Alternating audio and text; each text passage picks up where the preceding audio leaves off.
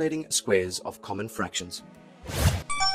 Recall that to square a number, we multiply the number by itself.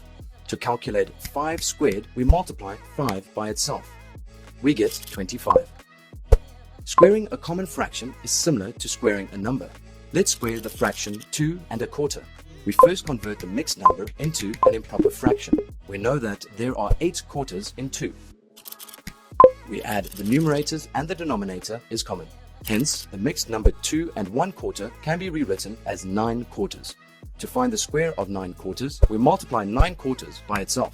We multiply the numerators and the denominators. Equals 9 times 9 over 4 times 4 equals 81 over 16. This fraction cannot be simplified any further as there are no common factors. Need more help? Subscribe to our channel. Can't wait that long? Ask Maskly to help you and let the math finally start mathing.